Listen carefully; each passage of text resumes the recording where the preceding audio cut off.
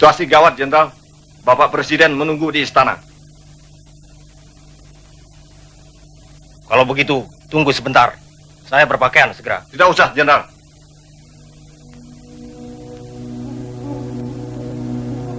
Jalan. Jalan, Jenderal.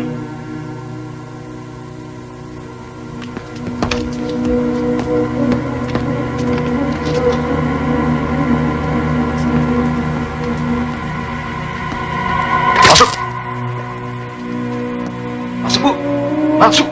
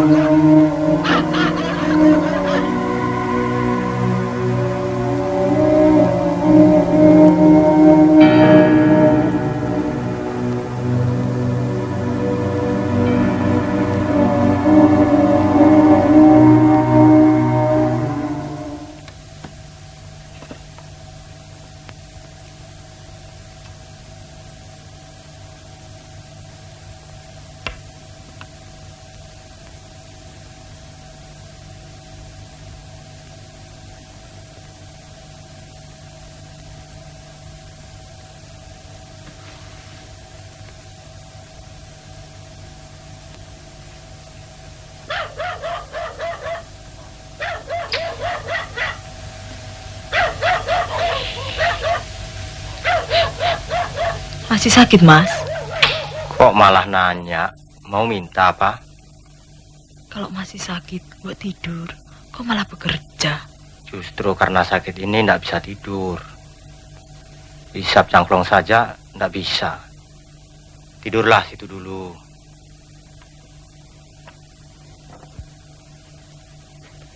Gambar apa itu, Mas? Rencana Museum Perjuangan di Jogja. Loh, kok kayak kuburan toh?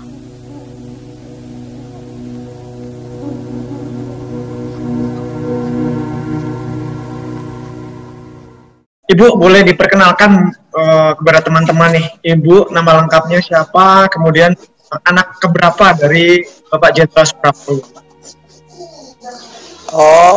Kami atau saya ya, itu anak pertama dari keluarga Jenderal Suprapto. Semuanya sebetulnya ada 7, tapi 2 itu sudah meninggal dulu waktu kecil. Yeah. Jadi yang terakhir Bapak, kejadian Bapak ada 5 orang waktu itu. Anak-anaknya. Pada saat terjadi peristiwa tahun 65 itu Ibu umur berapa ya, Bu?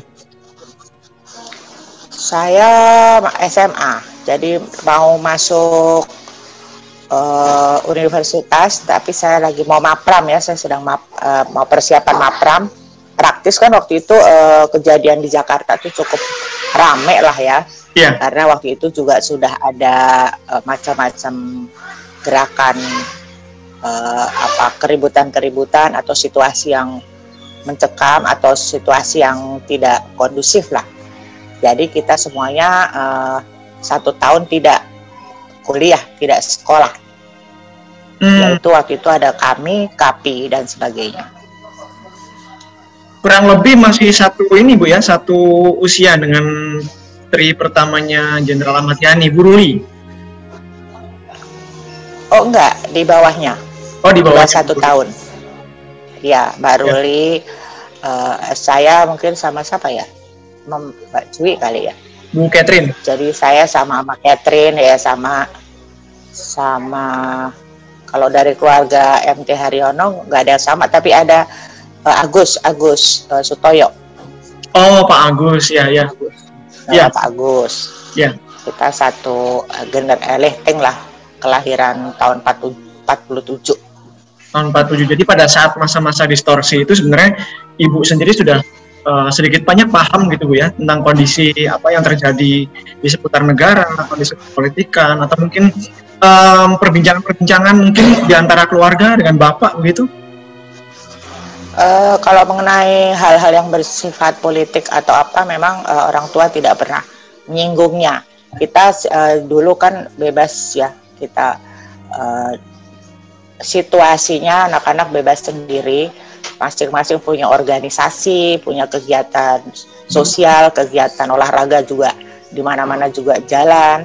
Karena dulu SMA itu gak terlalu banyak di Jakarta, jadi kita semua selalu sinergi untuk aktivitas anak-anak SMA, SMP. Makanya sampai sekarang hal-hal tersebut masih berlangsung.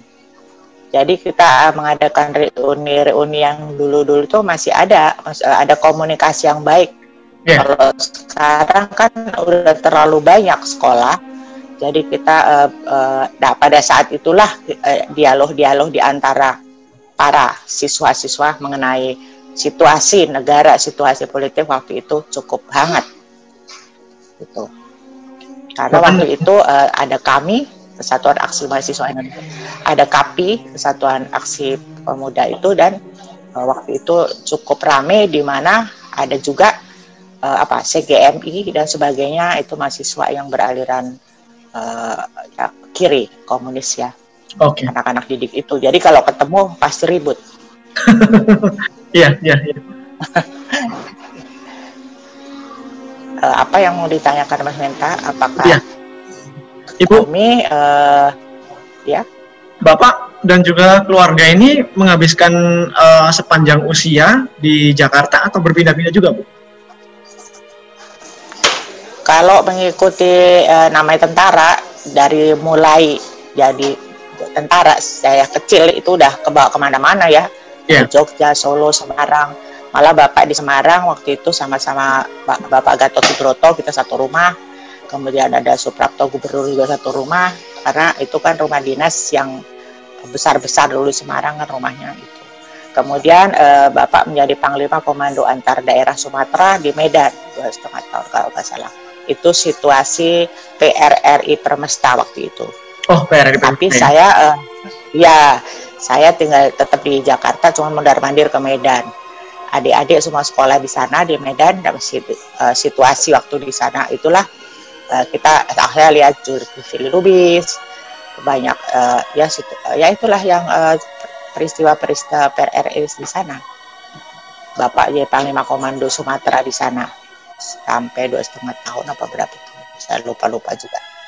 Gitu. Tapi kita tentara, anak-anak tentara ini Bapak bilang kamu menyelesaikan segala sesuatunya sendiri, jadi nggak ada kita tuh merengek apa segala. Jadi kita punya disiplin yang keras. Orang tua itu kalau pagi harus bangun pagi, harus ini harus itu sendiri. Oleh Bapak diajar seperti itu. Jadi Bapak itu kan kami tinggal di Menteng itu di rumah dinas tentara. Ya namanya tentara di mana-mana juga selalu di rumah dinas gitu, nggak ada rumah. Kemudian setelah orang tua meninggal, baru rumah dinas itu dihibahkan pada ibu yang kejadian peristiwa itu. Ya. Gitu. Tapi ini Bu ya, salah satu nilai-nilai positif yang mungkin ditanamkan ke anak-anaknya semenjak dini sampai akhirnya menjadi karakter, diantaranya adalah kedisiplinan alam militer tadi Bu ya. Supaya tetap bisa melaksanakan kegiatan harus bergantung pada orang lain. Salah satunya mungkin pembawa nama keluarga, mungkin nama besar Bapak begitu. Lagi orang tua itu kan dulu baju-baju itu kancing-kancingnya itu harus diberaso. Kita tugasnya beraso, bersihin sepatu, bersih. Jadi kita tuh kerja dulu. Kalau sekarang mungkin baju itu udah siap pakai. Segala. Emang dulu bagus. Zaman Bung Karno itu, Bung Karno kan rapi sekali. Bapak tuh sangat menghargai Bung Karno. Kita juga semuanya setia. Waktu saat itu kan ada usulan yang Nasakom itu. Walaupun kita SMA, hal-hal tersebut sudah menjadi pertimbangan juga untuk dibicarakan. Makanya waktu kejadian kami itu dibentuklah Yon, namanya Yon Suprapto, Yon Yani, Yon sesuai dengan wilayah masing-masing. Betul. Dan inilah ada pertemuannya, dan koordinator dari kami Laskar Ampera itu bertempat di UI. Jadi ada apel-apel segala di situ. Nah itu biasa, selalu ditembakin juga kalau mau demo, sama aja. Ya, ya praktis waktu itu, jadi kan nggak ada sekolah berjalan, semua terjadi seperti itu. Anak-anak nggak di rumah dan di jalan-jalan. Mungkin adik ini kan masih jauh ya umurnya, masih umur berapa Mbak Mas ini? Saya belum lahir kan? Belum Bu, saya kelahiran 87. Oh ya, perlu juga mungkin dibaca sejarahnya, karena kalau kita cinta kepada pimpinan negara, kita akan pelajari hal-hal yang tertentu, dan itu bisa dibicarakan dengan teman-teman seumur, apa yang harus kita perbuat, karena misinya sebenarnya bagus-bagus juga, semuanya baik, tapi perlawanan mahasiswa waktu itu memang jadi mahasiswa yang mengadakan perlawanan, dan pertemuan yang ribut-ribut berantem itu emang cukup mengerikan, yang sampai sekarang mungkin tidak terungkap secara gamblang korban-korbannya segala rupa itu. Kalau misalnya berbincang tentang riwayat hidupnya Jenderal Suprapto sendiri yang Ibu tahu gitu, beliau itu mengawali karir dan juga menghabiskan masa kecilnya itu di mana, Bu? Mungkin bisa dijelaskan apa? Bapak saya, ayah saya tuh sebetulnya kita dari Banyumas, orang Banyumas ya, ketemu ibu saya dari Cilacap ya, sama-sama Banyumas ya, jadi perjuangannya banyak dimulai dari Jawa Tengah, Purwokerto. Waktu itu ada pasukan-pasukan remaja yang mulai tahun berapa ya? Bapak saya kelahiran tahun 1920. Nah itu kan persisnya sampai detail urutannya saya juga nggak terlalu tahu. Memang Bapak tuh kepanduan lah segala macam. Terus waktu ditangkap Jepang segala macam itu sebenarnya saya mesti buka buku riwayatnya lagi, karena ayah saya adalah anak nomor 10 paling kecil dari keluarga. Tinggalnya di Sokaraja. Sokaraja itu Purwokerto, daerah Jawa Tengah gitu. Jadi orang Jawa yang sangat harus sederhana, harus merakyat, dan mencintai anak-anak. Jadi waktu di sana ada latihan pemuda rakyat juga, kita tahu pas deket peristiwa itu saya sempat ke Purwokerto karena Bapak katanya mau kelon tuh apa sih, tidur bersama ya kepada ibu, mau nengok ibunya. Rupanya itu adalah perpisahan terakhir. Makanya begitu kejadian 30 September, ibunya bapakku itu langsung sakit keras, meninggal di usia hampir 100. Jadi memang orang tua di kampung itu, maksudnya di Jawa itu tua-tua semua, rata-rata umurnya ya sampai 90 lebih. Karena mereka sederhana, nggak neko-neko, dan cukup gembira lah. Betul. Menikmati hidup lah ya, seperti itu Bu ya. Ya. Nggak mikir yang macam-macam. Selalu. Iya, aturannya kan keras-keras juga. Kalau sama nenek kita kan kalau nggak ditanya kita nggak berani nyaut, diam aja, tunggu. Betul. Itu ketatnya aturannya, walaupun mereka penuh kasih sayang, tapi gimana lah. Makanya saya harus belajar Jawa, bahasa Jawa dan Boso kalau orang bilang. Kromoinggil ya Bu. Kromoinggil ya. Harus ngomong itu. Gitu. Itulah. Kalau mengenai yang ditanyakan Bapak, jadi Bapak tuh dari sana, dari mula memang dia udah bercita-cita untuk ingin jadi tentara barangkali, karena itu kan zaman dulu saya persisnya nggak tahu urutannya. Karena kalau dia di foto tuh Bapak kayak gundul gitu, tanpa sepatu, bayangin dulu kan perjuangan. Jadi dari pihak di Purwokerto itu, keluarga kami juga ada yang trip dari keluarga ibu. Sekarang dimakamin di Kalibata, itu ada perjuangan dari Purwokerto. Kalau Bapak juga sampai dia Semarang, Ambarawa, itu adalah daerah-daerah yang dekat dengan Jawa Diponegoro kan kemudian. Ya, betul. Kemudian ada jadi kami. Ya, gimana Bu? Silakan dilanjutkan. Ya, kami itu di antara keluarga pahlawan itu dekat. Maksudnya teman-teman Bapak tentara kita selalu dikenalkan semuanya. Ada pertemuan atau apa. seperti Jenderal Nasution. Kemudian berapa tahun kemudian juga sering mempertemukan para taruna-taruna dengan anak-anak tentara yang lain. Makanya kalau kita ikutin banyak juga kan yang jadian itu supaya dulu kalau nggak salah Pak Nas tuh bilang kalau punya apa seorang perwira ABRI itu dia harus menikah dengan orang yang bisa membawa karena mereka akan menjadi ibu panutan dari prajurit-prajurit bawahan. Jadi itu sudah dididik dari dulu kita supaya ikut atau mengerti kehidupan tentara, terutama karena kami di TNI ya kebetulan terus-menerus itu.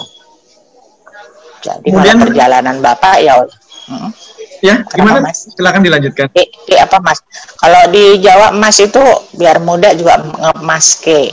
Gitu. Buatan apa-apa Bu? Bukannya jadi adik. Piai Jawi toh. Buatan apa-apa kalau kaget kamu inggil nggak Bu? Oh, alhamdulillah masih ingat. Ya kalau kita di Jawa itu kan ke Purwokerto selalu nonton wayang orang. Kalau Bapak ngajarin kita mengenal juga wayang, jadi kita kok di rumah suruh dibikin wayang-wayangan lah. Jadi untuk mendekatkan anak-anak kepada kebudayaan Jawa. Nah untuk teman-teman Bapak yang sama-sama ABRI, rata-rata kami kenal baik karena Bapak kemana-mana membawa kami untuk kalau ada kegiatan yang tidak semua maksudnya rapat segala atau pertemuan yang tidak didatangkan nggak apa-apa, tapi kalau ada acara-acara khusus, malah zaman Bung Karno itu selalu ada obade dan kebanggaan pasukan Indonesia. Bung Karno mengadakan seperti itu. Nah itulah saatnya kita juga semua rame-rame tuh SMA sampai nonton di depan istana gimana ada defile dan sebagainya. Kalau sekarang mungkin nggak terlalu tertarik ya ada defile atau tertentu aja mungkin kalau ada show yang khusus kali. Tapi kalau dulu kita menyempatkan waktu sehingga bangga sekali kita mempunyai tentara Angkatan Darat, Udara, dan Auri. Saya rasa itu perlu juga sekarang dikembalikan kecintaan kepada ABRI, Angkatan Bersenjata. Kalau polisi sendiri, karena dulu kan defilenya beda. Gitu. Cuman dulu Bung Karno selalu mengadakan obade, jadi seluruh sekolah dibawa ke depan istana, kita naik truk, naik bus segala, dan semua menyanyi di bawah ada waktu itu tuh ininya Pak Sujasmin dari kepolisian yang kita berkumpul menyanyikan lagu yang Bung Karno paling senang tuh lagu syukur. Jadi kalau 17 Agustus semua obade mahasiswa enggak ya, SMP SMA ngumpul semua di sana itu tiap tahun. Dan itu mempunyai kesan kebanggaan sehingga yaitu saya rasa sekarang perlu juga kita berkomunikasi antar sekolah, tidak tidak cinta diri sendiri. Dulu kan kalau pramuka itu semua sekolah tidak per sekolah, per lokasi dia tinggal. Di tempat tinggal itu semua sekolah bisa berkumpul pramukanya. Jadi di situ ketemulah sekolah-sekolah lain. Nah, tidak egoisme cinta diri ya. Kalau saya ini bangga banget. Ya. Jadi nggak terlalu sekolah saya ini nggak, di situ adalah gugus-gugusnya sudah campuran teknik-teknik. Saya rasa itu yang sampai sekarang harus untuk pendidikan begitu. Jadi mengenal semua satu sama lain sehingga tak kenal maka tak sayang itu. Kalau sering komunikasi kita berantem terus, namanya anak muda. Ya basket berantem seperti SMA saya SMA 7 berantem, SMA 1 SMA 4 wah udah segala macam. Emang kalau ada juga sih yang pakai golok-golok apa segala, cuman malamnya semua rame-rame makan kambing bakar tuh di Utomo tuh dulu. Jadi bersahabat lagi, besoknya udah ini. Saya rasa nggak sampai tawuran yang bagaimana. Kalau berantem itu sih memang dari dulu itu udah darah muda ya. Ya. Saya juga nggak ngerti. Yang Ibu, paling kira-kira ada cerita unik apa Bu dari sepanjang ketika Bapak masih hidup dan masa dari masa kecil Bapak, Ibu, atau mungkin pada saat Ibu remaja begitu yang Ibu kenang dari Bapak begitu? Ya itu tadi bapak saya tuh bukan overprotection juga, tapi dia selalu memperhatikan anak-anaknya. Kalau kita rada sakit, saya kan suka sedih kalau misalnya sakit nggak bisa sekolah, takut angkanya jelek. Kata bapak, udah tenang, yang penting sehat. Langsung dia memeriksa PR-nya. Dia ngajarin saya waktu itu aljabar ya, aljabar sama ilmu ukur. Bapak tuh periksa dan ngajarin. Kemudian bapak tuh otodidak bahasa kan, bapak bahasa Jerman, Perancis tuh otodidak. Memang dari Pak Susilo Sudarman almarhum juga bilang, bapak kamu otodidak deh, bahasanya segala. Ya jadi kalau ketemu tamu-tamu konsulat asing ketemu, ya itu mereka dengan biar tas gitu. Nah itu yang ngajarin saya. Ada buku Perancis yang bisa pakai. Ini kamu pakai ini ya, segala macam. Jadi kita, bapak ini tukang. Pertama hobinya menggambar. Kedua membaca buku yang nggak pernah kemanapun pergi keluar daerah seluruh Indonesia. Pulangnya tuh oleh-olehnya buku. Wow. Buku pelajaran, buku khusus mengenai daerah-daerah tersebut. Yeah. Sampai sudah berapa tahun kemudian ibu saya bilang, kamu bikinlah perpustakaan sendiri saking banyaknya buku. Kayak gitulah. Jadi orang tua kita tuh ngajarin membaca, itu antara lain. Ya, yang dikenang ya kira-kira cintanya itu. Kalau ketemu ibu saya misalnya di pintu gitu ya, bareng tiap hari, peluk, cium, sama istrinya begitu. Jadi bapak nggak suka makan di restoran. Ntar kalau pagi-pagi ke Priok beli gudeg, pulang bawa di rumah makan.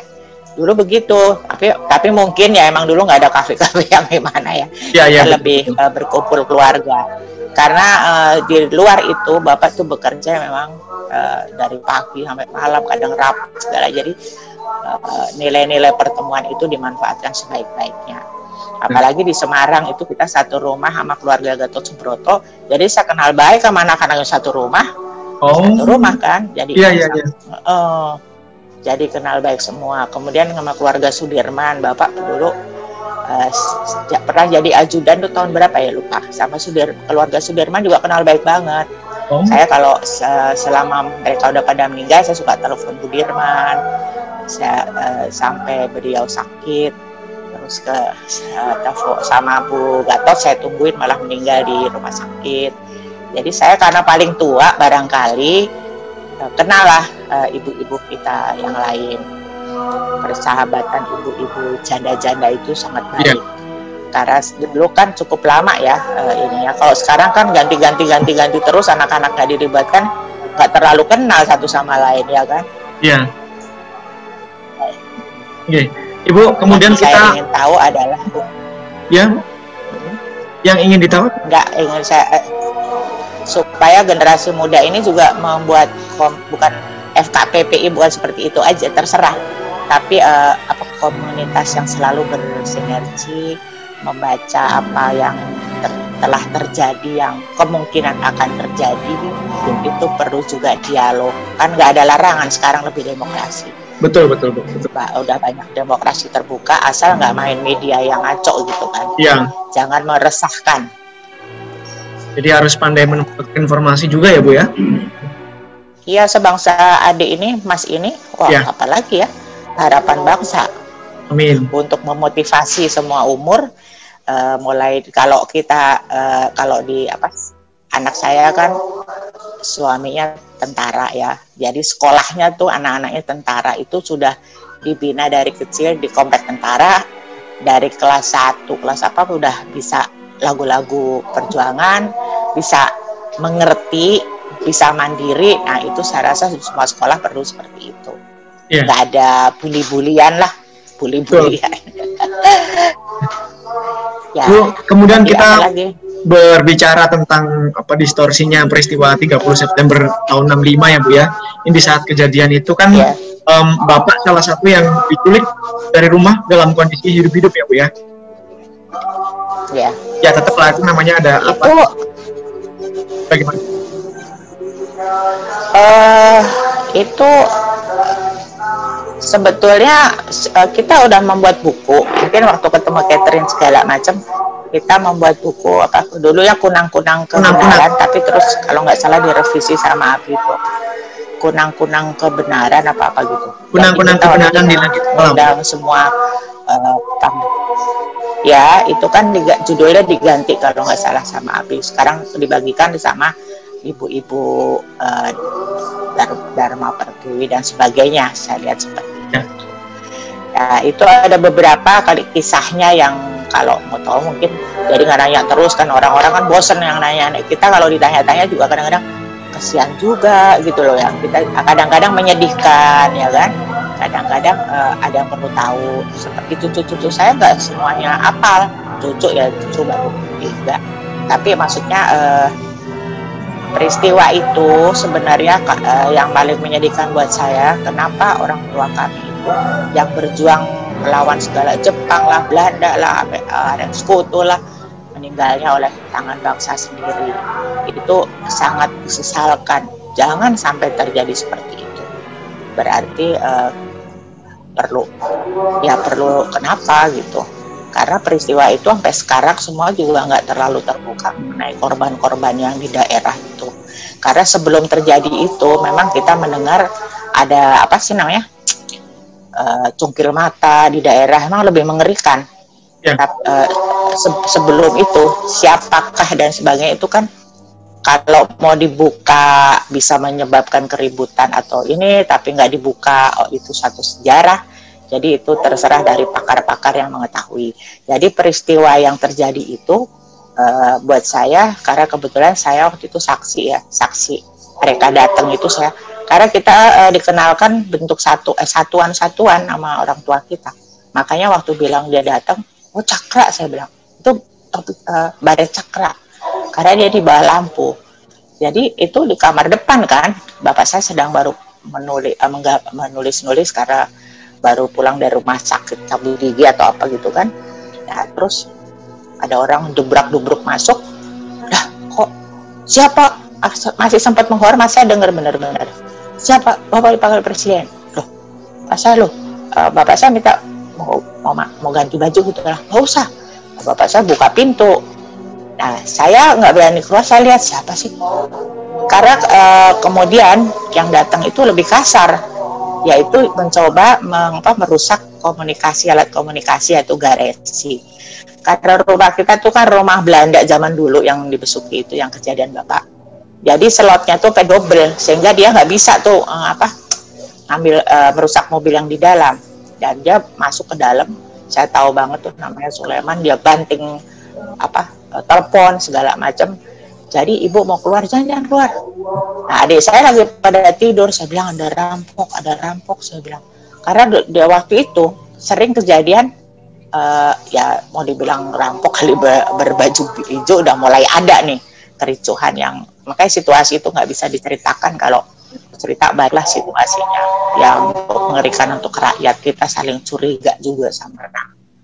Nah kemudian pas bapak nggak udah pak, nah yang jemput bapak saya rupanya keterlambatan, ya keburu-buru dan itu salah alamat, masuk ke Radio El Sinta nomor 23, rumah kita nomor 19. Iya. Karena rumah Radio El Sinta itu keren lah, mewah, dipikir jenderal dia rumahnya mewah kali gitu kan. Terus di situ saya sering siaran di situ sama Jack Lesmana atau sama keluarga itu. Jadi di El Sinta itu cikal bakalnya ya jalan Besuki itu. Nah kemudian orangnya nunjuk si Didi anaknya, oh bukan rumah Pak Prapto, yang itu katanya gitu. Jadi orang itu datanglah ke rumah, salah kan, karena pikir rumah keren ini rumah jenderal, tuh salah. Berarti ya itu salah satu kejadiannya seperti itu, sehingga bapak waktunya udah cepet-cepet ditarik untuk masuk ke mobil, langsung gereng berangkat. Kita mau keluar, pembantu saya udah di pintu nggak bisa jalan. Saya mau ke rumah Parman tuh di seberangnya Taman Suropati. Jadi ke Parman. Nggak lama, Tante Haryono yang datang nyupir sendiri. Yes kedot gitu bahasa gitu ke ibu saya. Ibu saya bilang, ada apa sih? Kan bingung. Karena bapak udah dibawa kan dengan suara deruman truk apa gitu kan, kita nggak berani keluar. Iya. Nah terus Tante Haryono cerita, suaminya aduh itu Tante Haryono kok berani ya nyupir sampai ke situ segala. Nah, sekarang Parmas segala, waduh Parmas semua kan ada apa? Udah kita di rumah nggak lama datanglah menjelang subuh tuh Jenderal Umar Wirahadikusuma menyatakan bahwa ada satu kejadian. Terus di drop lah di rumah kita tentara-tentara yang jaga gitu kan. Nah kemudian karena saya dianggap lihat, saya disuruh jadi saksi di Mahmilub. Kalau Mahmilub tuh yang sama Subandrio ya. Ya. Mungkin Mas ini baca sidang-sidangnya. Kalau Mahmildam itu yang militer. Jadi waktu di sidang itulah saya lihat saya yang bunuh Pak Prapto, kata gitu kan. Begini caranya gitu kan. Namanya Buang. Saya tahu mukanya sampai sekarang juga apal. Dan kayaknya saya masih punya fotonya.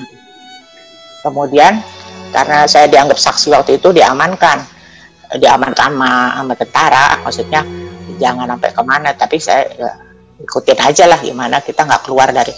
Jadi di rumah itu 40 hari itu semua datang pengajian teman-teman sekolah, mahasiswa dari Yon itu kalau di Yosudarso itu Suprapto adanya di Jakarta Utara. Kalau keluar itu udah ditembakin sama marinir dari sana. Jadi udah kacau lah situasinya. Jadi kita tuh ngumpul di rumah kita, selamatan dan sebagainya tuh sampai 40 hari. Saya tuh nggak pernah nangis. Sampai ibu-ibu tuh pada itu Loti ikutin kata ibu-ibu. Itu tahu-tahu maplek bisa pingsan kan sayanya. Cuma saya lagi berpikir ada apa ini? Saya tuh nggak ngerti. Jadi saya taunya setelah ibu masuk kamar mengunci nggak keluar. Ada apa ibu ini? Terus saya lihat rupanya ibu dapat foto ditemukan jenazah. Ini urutannya kan ya. Ditemukan jenazah. Yang melihat adalah Dokter Hasan, dokter pribadi Bapak di RSPAD. Menyatakan bahwa itu adalah memang Pak Prapto gitu. Tapi ibu nggak mau ngomong sama kita. Jadi kan karena itu bentuk foto dari SWAT di sana di SWAT, Staf Komando Angkatan Darat yang ada di mana? Veteran. Udah akhirnya setelah itu baru ibu saya nggak bisa bangun segala macam. Aduh, kayak namanya kaget juga. Tante Parman juga ada histeris, setengah mati, udah pingsan semua kan nggak tahu. Om Parman itu kan ya itu hari-hari Bapak Om Parman itu kan sering rapat bareng kemana kan. Kalau Jeda Suparman itu kan intel ya. Jadi dia tuh kalau rapi banget gitu. Tantenya kan mereka nggak punya anak, nggak ada putranya. Ada yang diurus juga keponakan atau siapa. Tapi tinggalnya di dekat di Jalan Serang. Jalan Serang tuh seberangnya Jalan Besuki. Di situ yang jaga adalah CPM sebenarnya. Tapi ya itulah yang kejadian. Kalau kemudian setelah sidang-sidang itu saya lihat orangnya, ya udahlah gimana.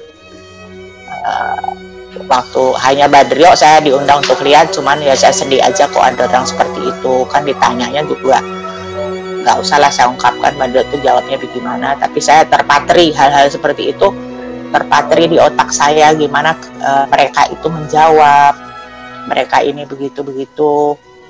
Dan terakhir emang waktu di penjara ada namanya Pak Subur kalau nggak salah. Kalau Pak Subur kan itu ajudan Cakrabirawa ya.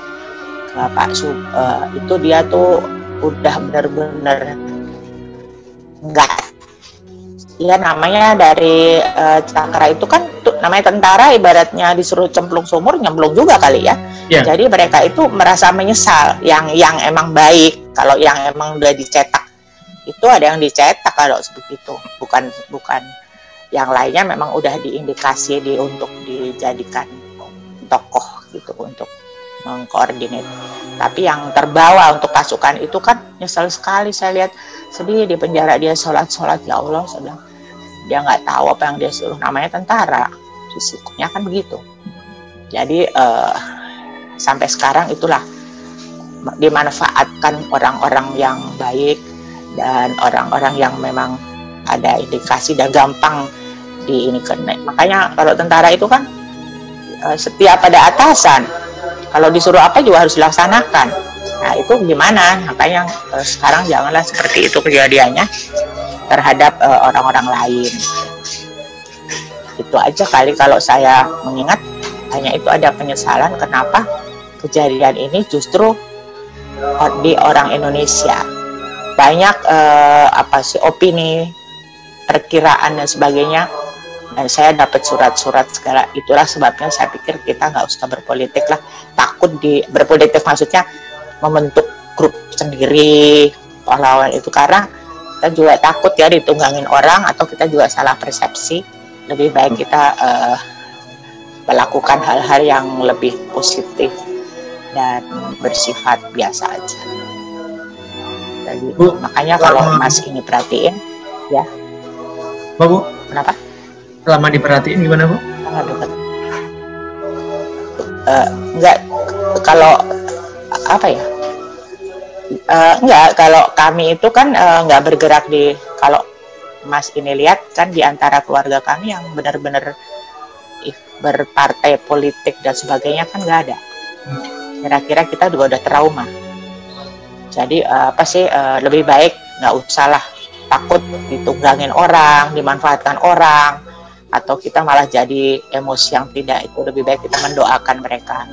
Karena kok saya prinsipnya kejadian ini adalah mungkin ada hikmahnya. Kalau saya kan lihat Tuhan telah mengizinkan ini sehingga terbuka yang tadinya nggak kelihatan bahwa memang ada PKI, ada komunis, orang yang mana terserah, tapi itu sudah ada.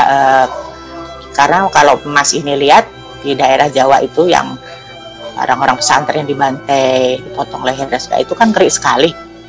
Siapa sih? Tapi dengan peristiwa ini, apapun juga kejadian, maka terbukalah beberapa banyak hal-hal yang indoktrinasi Marxisme di lingkungan anak-anak muda.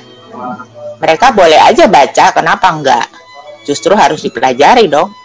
Kalau memang dia orang yang tahu. Makanya di antara dulu kita punya buku-buku Marxisme juga untuk dipelajari di kalangan orang-orang bahwa seperti itulah politik.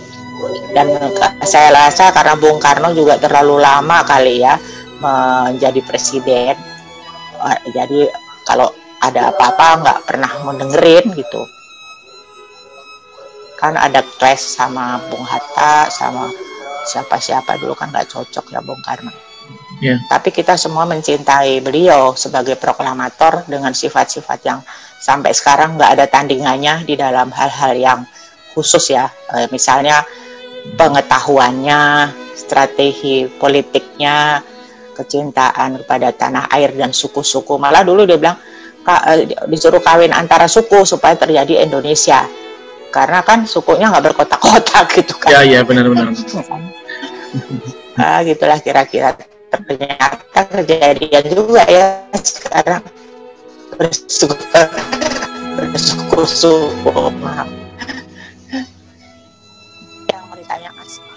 Ya, Ibu, waktu Bapak dibawa pada saat itu kan terus jarak waktu antara ketika dibawa dan kemudian ditemukan di lubang buaya itu ada rentang waktu berapa hari gitu. Itu yang terjadi apa Bu pada saat itu Bu? Menduga-duga. Saya ingat persis. Ya. Kan itu langsung pagi itu ada siaran radio yang RRI didudukin itu kan, ya. Gerakan itu. Jadi pengumumannya itu yang kita dengar. Sudah ditangkap jenderal yang berfoya-foya. Kan aneh Ibu saya bilang udah pada nangis-nangis kan. Jadi dituduh namanya kabir apa pokoknya istilah yang itulah. Istilah yang menghina ya orang tua kita itu. Jenderal saya bilang jenderal ternyata kan ya emang semuanya jenderal. Kita kan juga tahu. Karena dulu kan jenderal sedikit sekali, nggak seperti sekarang banyak. Jadi kenapa mesti ditangkap seperti itu, ya kan? Saya pikir yang kita dengar ada dari radio, kemudian kita menunggu pengumuman-pengumuman dan pemberitahuan dari pihak Angkatan Darat sendiri. Jadi selama itu ya di rumah tuh penuh dengan acara itu, ibu-ibu yang berkumpul, belasungkawa, keluarga kami, terus dengan tentara-tentara yang nunggu. Kita juga ngeri, tentara nunggunya juga kadang-kadang suka histeris juga, karena waktu itu kan curiga-mencurigai di lingkungan ABRI sendiri. Jadi tentara-tentara itu kalau ada rombongan datang waktu itu pernah ada yang lari ke belakang, naik tembok dari belakang. Loh, padahal itu pasukan kita, kan semua pakai sandi. Tiap hari tuh sandinya berganti, bajunya atau tanda-tandanya. Ya gitu. Saya waktu sudah itu saya mau masuk Mapram kuliah, disuruh pulang, nggak boleh sekolah, nggak boleh, jadi pulang kuliah. Jadi saya nunggu di rumah karena dengar kata anak-anak yang diculik, takut-takut segala rupa lah. Itu saya juga nggak ngerti berita apa tuh. Jadi saya di rumah, teman-teman yang datang, malah kita sesudah ada aksi kita turun ke jalan. Tetapi mungkin dari semua keluarga pahlawan revolusi, nggak semua karena umur-umurnya ya beda-beda. Ya. Gitu. Ya udah mungkin begitu. Saya pikir pengorbanan mahasiswa dulu Tritura itu membubarkan PKI, Tritura itu amanat untuk rakyat ya. Itu menjadi sakral waktu itu, dan ada kasih Kesatuan Aksi Sarjana Indonesia dulu ada Pak siapa itu, banyak lah, jadi semuanya bergerak di politik. Sekarang anak-anak sampai ada kita bilang kemudian ini ada generasi cuek kali ya dari kita yang sesudah kita mahasiswa, tidak terlalu memperhatikan. Jadi kita takutnya kan itu anak-anak itu terbawa. Sekarang kan yang kita hadapi adalah bahaya lain yang mungkin seperti itu ditimbulkan oleh entah PKI entah siapa dalam bentuk apa, misalnya narkoba lah, kejahatan-kejahatan apa dan sebagainya. Kita mesti waspada karena di sini rakyat yang diganggu, rakyat yang disiapkan untuk tidak siap, dibikin pendidikannya segala kan beda. Kalau dulu kita kan pendidikannya tentang Indonesia tuh banyak, entah budayanya, entah sejarahnya. Dulu ada sejarah Indonesia tiba-tiba hilang, tapi sekarang udah mulai lagi. Dulu sejarah umum itu memasukkan juga unsur-unsur kejadian Indonesia, terjadinya kerajaan Melayu tua, Melayu lama, terjadinya negara Indonesia itu bagaimana dari kerajaan-kerajaan lama. Nah itu kan perlu kita lihat lagi, sama kesusastraan lama. Bapak saya penggemar sastra, jadi saya dikasih juga majalahnya HB Yasin yang isinya puisi-puisi, dan Bapak suka bikin puisi, jadi saya juga bikin puisi gitu kan. Kita jawab-jawaban puisi. Nah, kalau dari kita keluarga siapa yang tadi pahlawan revolusi, kita deket. Jadi sama anak-anaknya juga biasa berkomunikasi.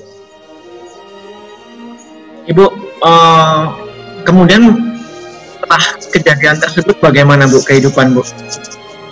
Terjadi di keluarga Ibu seperti apa Bu? Ya ibu saya kan namanya istri tentara, gajinya berapa sih hitung ya. Jadi ya mungkin juga semua itu Tante Haryono kan bikin perkebunan anggrek, nanam anggrek. Ibu saya juga sama-sama nanam jualan anggrek. Ibu jual batik dari Banyumas. Ya segala gitu untuk mengisi keuangan. Kan dulu untungnya saya segala daftarin dulu kan daftar sendiri, nggak seperti sekarang orang tua datang. Masuk SMP daftar sendiri, SMA datang sendiri, mau mahasiswa datang sendiri, ya kan? Tapi kan ada dana-dana yang harus dikeluarkan, maksudnya untuk transport, untuk apa. Itu jadi semua mungkin beda-beda. Kalau keluarga Ahmad Yani mungkin udah diwawancara ya, Mbak Jui atau Mbak Ruli. Mereka banyak sekolah di luar negeri. Beda-beda. Kalau kami di Jakarta semua. Kebetulan paling yang di Medan itu sempat di Medan adik-adik bisa sempat di Medan, tapi umumnya di Jakarta. Jadi ibu yang berusaha, itulah yang dilakukan orang tua kita semua, janda-janda, untuk mencari kelebihan-kelebihan. Selain itu juga jadi rada-rada sibuk kan, ada kegiatan. Karena waktu kejadian itu sebenarnya menuju hari ABRI itu tanggal berapa? Tanggal 5. Oktober. Tanggal 5. Nah, tanggal 5 itu semua ibu-ibu latihan untuk defile dalam rangka hari itu. Jadi ibu-ibu pun sibuk membuat acara. Waktu itu ibu tuh persiapan ikut-ikut seperti petani, pakai baju petani, jalan segala. Itu koordinator waktu itu Ibu Yani. Karena Ibu Yani kan ketua. Bu Yayo jadi, ya. Ibu-ibu semua sibuk. Jadi kan semuanya. Nah, pada saat itulah ternyata orang di Ponorogo Jawa Tengah tuh masuk. Semua masuk dari mana-mana ke Jakarta. Ini siapa yang mengatur? Silahkan dicari. Ini kan ada yang muda coba nyari. Kenapa tiba-tiba ngumpul di situ? Ternyata yang ngumpul pun menurut ada saya di kantor bilang Cakrabirawa itu ada orang-orang yang kayaknya bukan Cakrabirawa gitu loh. Terus kan mungkin dari keluarga ini juga cerita yang datang nggak pakai sepatu. Segala rupa ini orang-orang dari mana gitu kan. Betul. Sementara Saya juga kemarin sempat wawancara keluarga Ahmad Yani juga pada saat terjadi peristiwa itu di rumah itu juga banyak yang tidak pakai sepatu Bu sebenarnya, tidak pakai alas kaki. Ya nggak tahu cabutan dari mana gitu kan. Sementara saya waktu udah kerja, anak buah saya dari Bali bilang, iya katanya itu diganti orang-orang yang yang ikut di sana ada yang diganti. Saya nggak ngerti lah itu. Jadi manusia yang datang itu mungkin yang tadi itu diatur. Kita juga nggak ngerti gimana. Kalau dicari-cari males juga ya mikir-mikir seperti itu. Tapi kan ini cukup lama kebobolannya begitu. Kan pemuda rakyat latihan terus di mana-mana. Orang di Sokaraja tuh di bawah rumahnya, di belakang rumah ibu nenek saya itu ada latihan pemuda rakyat. Ya dia saya nggak gitu dengerin, nggak pernah males lah gitu ya kan. Rame-rame ada orang rupanya persiapan untuk menyerang apa nggak ngerti. Pokoknya membuat kericuhan. Iya. Situasi itu saya rasa yang mesti digambarkan atau dicari. Kayak apa sih dulu kalau dibilang antri minyak tanah, benar. Berdiri di atas kaki sendiri itu kan polisinya Bung Karno. Betul, jadi kita tuh kekurangan segala-gala gitu. Iya. Antre, dulu baju aja sampai kembar grup itu dapat satu bahan yang dibagi sama semua, kita bajunya berlima, jadi jahit sendiri. Mana saya juga jahit sendiri, ibu saya tuh gitu, kita harus bisa jahit sendiri, bikin kue sendiri, lebaran tuh ngocrok kue sampai 10 juga itu harus. Jadi anak-anak dulu tuh begitu, nggak harus kerja jahit baju sendiri. Tapi kita kan berpesta ria, kalau mau pesta sama teman-teman jahit dulu malamnya. Jadi gitulah. Kalau saya rasa yang perlu diketahui adalah situasi itu diurut. Zaman Bung Karno itu memang banyak sekali kejadian yang mencoba pembunuhan kepada Bung Karno. Terus sekarang banyaknya pahlawan-pahlawan yang dulu sama-sama berjuang kemerdekaan, akhirnya terjadi konflik karena dibilang kudeta atau seperti Kartosuwiryo, Kahar Mujakat, banyaklah itu kan dulu mereka mitra-mitra kerja untuk perjuangan melawan Belanda, tapi akhirnya ya itulah kira-kira. Iya, Ibu. Terus, terkait dengan filmnya sendiri, Bu, film Pengkhianatan G30 SPKI itu kan setidaknya Ibu juga pada saat pembuatan film juga ikut dilibatkan ya Bu ya. Syuting di rumah waktu itu Bu ya? Iya. Waktu itu rumah kami udah dibongkar. Waktu film itu dibuat, yang datang adalah almarhum Senur, ya kan, sutradaranya. Kemudian tim apa sih namanya yang dandanin muka apa sih namanya? Makeup artist. Apa namanya? Makeup artisnya itu Barkah, saudara Barkah mungkin tahu ya. Dia disekolahin Seknek kalau nggak salah tuh. untuk belajar memake up artis.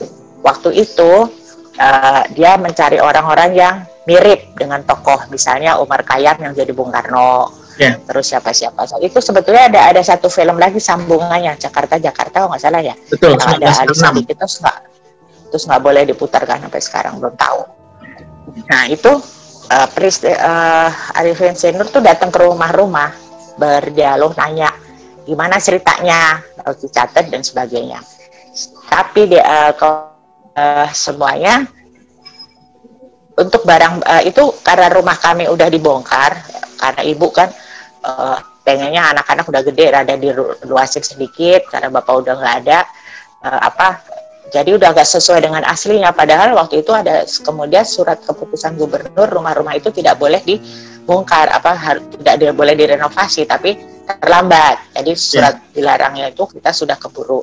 Sehingga waktu mau bikin film, kita ambil barang-barang yang sudah kita sisihkan, yang waktu itu dipakai ada bapak, misalnya meja tulis, lemari bapak, sebagainya dan sebagainya.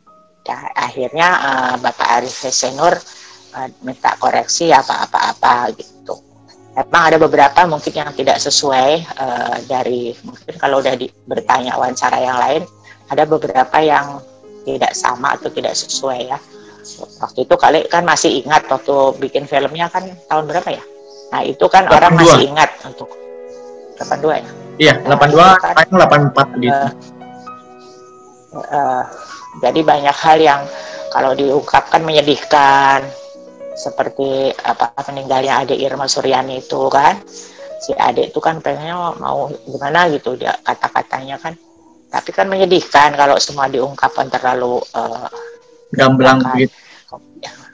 Tapi itu kan di dalam situasi keluarga. Sebelumnya yang peristiwa kejadian sebelumnya segala kita nggak tahu, apalagi kalau waktu pengambilan jenazah segala macam kita nggak tahu. Maksudnya yang diwawancara oleh Arifin Senur adalah yang berkaitan dengan penculikan. Jadi benar-benar ya kalau keluarga saya ya mirip itulah, nggak terlalu banyak, mirip lah. Karena kejadiannya kan Bapak dibawa dengan keadaan sehat ya.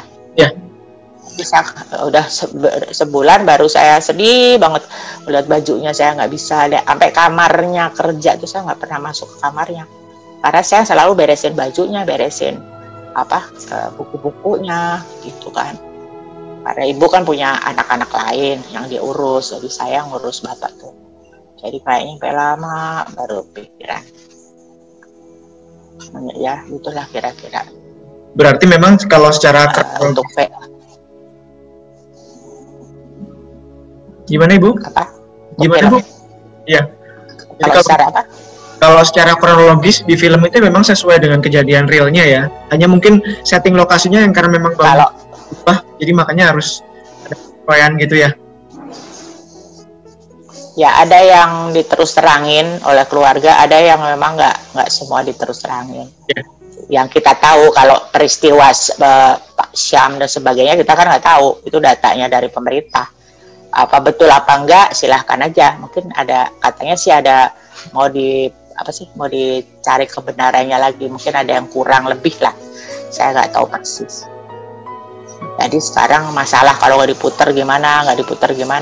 Waktu perdana pertama tuh di Jakarta Teater tuh saya ingat banget. Jadi kalau waktu perdana pertama di Istana Pak Harto itu ibu-ibu dipanggil, diundang.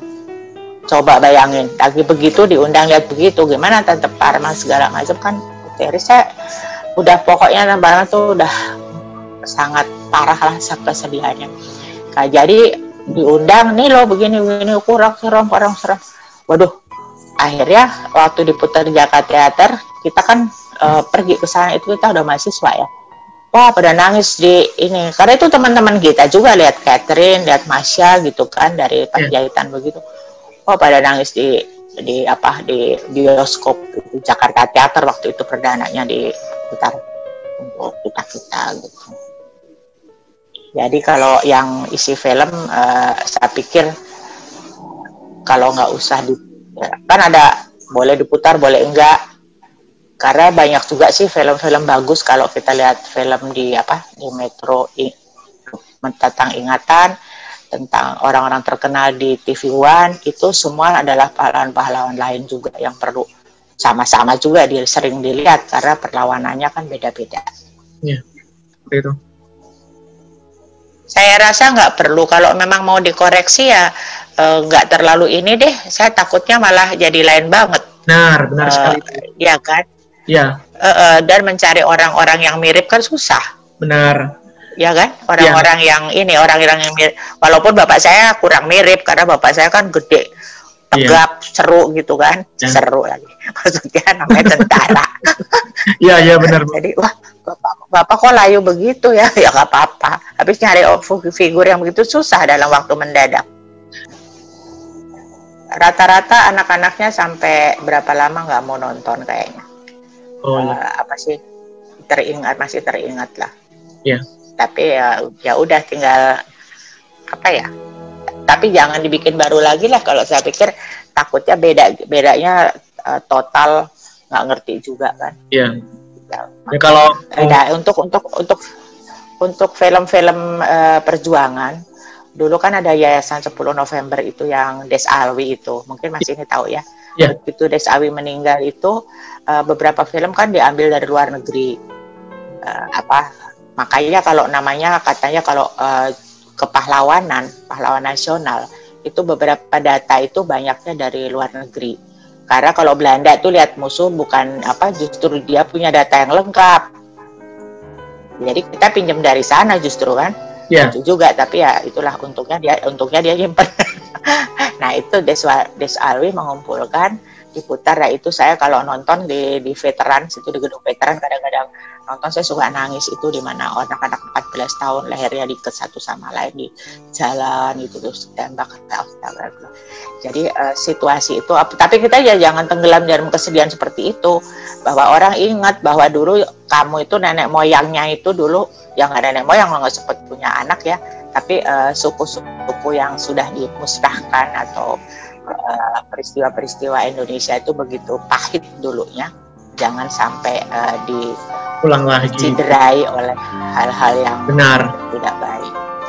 Jadi Mas ini generasi muda ya perlunya itu mengenai SDM-nya yang sekarang siap untuk bersejarah, menghargai, terus ya itu saya rasa anak-anak lah nggak perlu harus ini banget sih, tapi tahu gitu.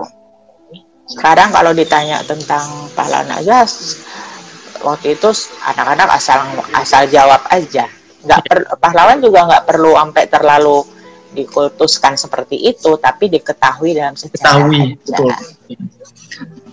Ibu, kira-kira ada pesan-pesan apa Bu ini buat teman-teman, mungkin buat para masyarakat yang juga nonton mungkin wawancara kita ini dengan kehidupan di masa lalu untuk refleksinya di masa sekarang. Terkhusus Ibu kan yang sebagai saksi sejarah juga ya Bu ya. Ya, yang penting sekarang kita harus menyadari bahwa perjuangan Indonesia ini mulai dari zaman Majapahit segala macam tidak semudah yang kelihatan. Itu perlu dipelajari, diambil hikmah yang bagus, dan kita bangga menjadi, dulu kan negara kita sampai seluruh Asia tuh Majapahit, Gajah Mada tuh segala rupa tuh kan menjadi kekuasaannya Nusantara, semuanya itu nggak main-main. Dimana sekarang kita terkutak di Jakarta itu kan kayaknya bagaimana, janganlah kita saling bertengkar, maju depan, lihat ke depan, di belakang adalah pelajaran, di depan adalah harapan dan kewajiban untuk menjaga anak cucu yang lain supaya bisa melestarikan seluruh perjuangan yang diimpikan semua orang Indonesia. Saya rasa itu kali Mas. Ya Ibu, matur suwun sangat Bu. Wejangannya Bu, tadi ceritanya luar biasa. Saya rasa karena udah berumur ya. Ya, saya rasa Bu Loti ini juga ya, emang mau bikin biografi, bikin tulisan kompleks dari mulai zaman-zaman mahasiswa waktu itu melihat apa ada pergolakan di sekitar tahun 65 sampai kemudian pasca itu sampai ke sekarang udah bisa jadi satu buku kayaknya, Bu.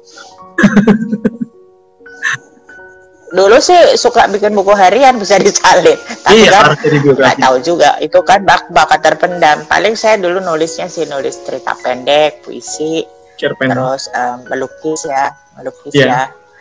Turunan seniman kali ya bapak. Dari Bapak itu. ya, multi talenta ya, Bu ya. Arah berseniman. Bapak multi talenta ya, Bu ya. Ya, ya gitulah namanya orang Jawa sih, Iya, menikmati hidup betul. yang berseni. Kebetulan. Ya, nanti semoga next time kita Cuma bisa. saya rasa Ya, Bu, gimana? iya. Gimana? Mudah-mudahan sesudah COVID ini kegiatan-kegiatan generasi muda akan lebih kelihatan ya yang dipandu oleh Mas ini, Amin, amin. Ahmad Momenta. Dari mana? Dari Jawa mana? Jawa Timur, ya. Oh, Jawa Timur. daerah perjuangannya Bung Tomo. Betul. Oh, Bung Tomo tetangga saya di Besuki. Oh, gitu. Jalan Besuki itu tetangga. Oh, iya. Basuki Rahmat. Sempat cerita Tomo. kemarin sempat Kenapa? dibahas sih waktu kejadian itu. Kan berdekatan juga rumahnya kan pada saat itu. Pada saat kejadian Iya, kan rumahnya. nomor 11. Ya, Iya, Bung Tomo nomor 27 di atas. oke. Iya. Ya gitulah namanya Kalau- rumah-rumah zaman dulu kan. Museum Bapak nggak ini, Bu, nggak ada rencana untuk bikin museum dari pemerintah gitu. Dulu ada ide dari beberapa keluarga di Jawa Tengah yaitu bikin yayasan Suprapto dan museum. Ibu kurang setuju, ibu saya kurang setuju. Jadi mungkin kita masukkan saja di dalam museum ABRI. Oh, Dan lagi barang-barangnya kan udah dibagi-bagi ya. Bajunya, pipa dulu Bapak minta, itu udah dia bagi. Terus senjata yang buat tembak udah. Jadi kalau untuk Bapak mungkin hasil-hasil sastranya atau apa, mungkin lebih ke rumahan. Museum belum tahu, belum kepikiran.